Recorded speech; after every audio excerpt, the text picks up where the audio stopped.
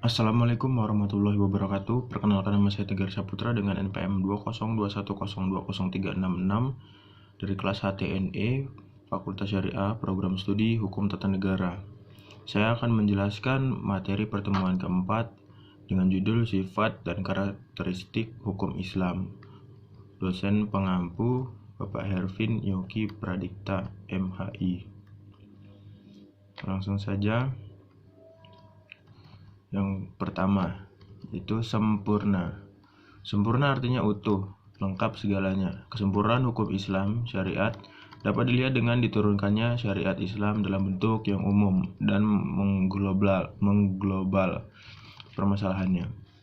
Kecuali hal-hal yang bersifat langgeng, nas, memuat prinsip-prinsip hukum terperinci, konkret, dan teknis. Misalnya masalah peribadatan, perkawinan, perceraian, dan warisan diterangkan secara terperinci. Syariat Islam dapat benar-benar menjadi petunjuk universal dengan bentuk umum dan global tersebut. Syariat Islam juga dapat diterima di semua tempat dan di setiap saat. Juga diharapkan hukum Islam dapat berlaku sepanjang masa. Elastis, sifat dan karakteristik hukum Islam yang kedua yakni elastis, atau mudah diubah bentuknya dan mudah kembali ke bentuk asal, lentur dan luas. Keelastisannya mencakup di segala bidang kehidupan manusia, baik jasmani maupun rohani, baik mengenai hubungan manusia dengan Tuhannya maupun hubungan interaksi sesama manusia, juga tuntutan mengenai kehidupan manusia di dunia dan akhirat. Hukum Islam memerhatikan segala aspek kehidupan manusia, baik di bidang muamalah, ibadah, jinayah, siasah, dan bidang-bidang lainnya. Namun segala aturan yang diatur oleh hukum Islam itu tidak berarti pula menjadikan hukum Islam memiliki dogma yang kaku atau beku, keras, dan memaksa. Nas, membuka peluang untuk memanfaatkan akal guna berijtihad dan memilih cara-cara yang paling sesuai bagi pelaksana dan sesuai pula dengan keadaan. Universal berarti umum atau berlakunya untuk semua orang atau untuk seluruh dunia. Bersifat melengkapi seluruh dunia. Ini berarti hukum Islam itu tidak dibatasi oleh lautan maupun batasan suatu negara. Bukti yang menunjukkan bahwa hukum Islam itu mempunyai sifat universal atau tidak harus dikembalikan kepada Al-Quran.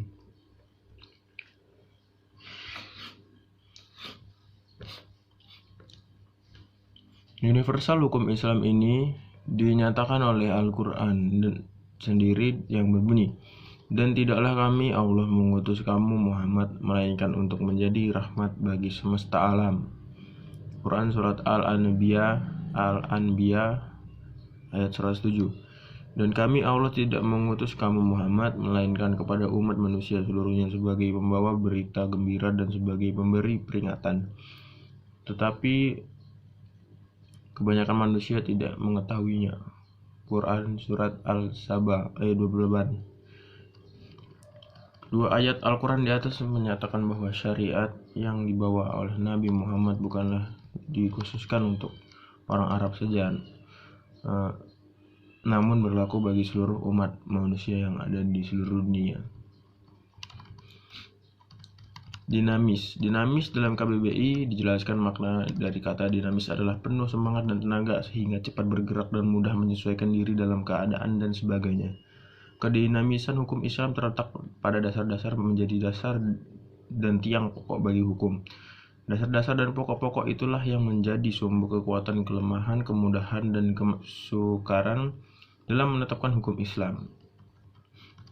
Sesuai dengan tabiat manusia yang tidak menyukai beban yang membatasi kemerdekaannya, sehingga manusia memperhatikan beban hukum Islam dengan sangat hati-hati. Manusia tidak akan bergerak untuk mengikuti perintah jika perintah itu tidak dapat menawan hatinya atau mempunyai daya dinamika. Syariat Islam dapat menarik manusia dengan amat cepat dan manusia bisa menerima dengan ketetapan hati, karena Islam menghadapkan pembicaraannya kepada akal dan mendesak manusia bergerak dan berusaha serta memenuhi kehendak fitrah yang sejahtera. Sebagaimana hukum Islam menuju kepada toleransi, persamaan, kemerdekaan, menyuruh untuk berbuat ma'ruf dan mencegah munkar. Sendi-sendi dari kedinamisan hukum Islam adalah: 1. Meniadakan kepicikan. 2. Menyedikitkan tugas.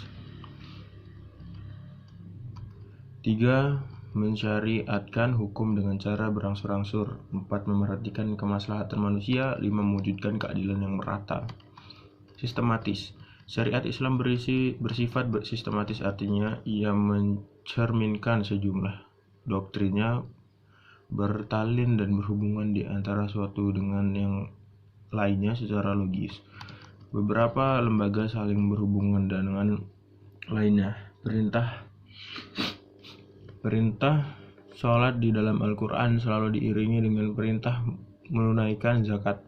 Perintah untuk makan dan minum diiringi dengan kalimat tetapi jangan berlebih-lebihan. Demikian pula dengan lembaganya. Pengadilan dalam Islam tidak akan memberikan hukum potong tangan bagi pencuri bila keadaan masyarakat sedang kacau dan terjadi kelaparan. Tidak akan memberikan hukum rajam bagi perzina yang kebiasaan berpakaian yang belum diterapkan sebagaimana yang dikehendaki oleh hukum Islam itu sendiri. Hukum Islam dengan lembaganya demikian saling berhubungan satu sama lainnya. Hukum Islam tidak akan bisa dilaksanakan apabila ditetapkan sebagai sebagian dan ditinggalkan sebagiannya lagi. Hukum Islam bersifat ta'abudi dan ta'akuli. Al-Syatibi menyatakan bahwa ta'abudi adalah suatu di mana tujuan hukum dalam melembagakan hukum untuk membebaskan mu'alaf dari perintah-perintah hawa nafsunya agar dia menjadi hamba Tuhan dengan sukarela, sebagaimana dia juga hamba Tuhan secara alamiah. Sedangkan ta'akuli adalah sebaliknya, bersifat ta'abudi. Lebih jelasnya, ta'abudi adalah suatu bentuk ibadah yang tujuannya utamanya untuk mendekati diri kepada Allah, yakni beriman kepadanya dan segala konsekuensinya berupa ibadah yang mengandung sifat ta'abudi murni. Artinya, maka ide dan konsep yang terkandung di dalamnya tidak dapat didinar atau suprarasional. Manusia harus menerima apa saja yang telah ditetapkan oleh syariat.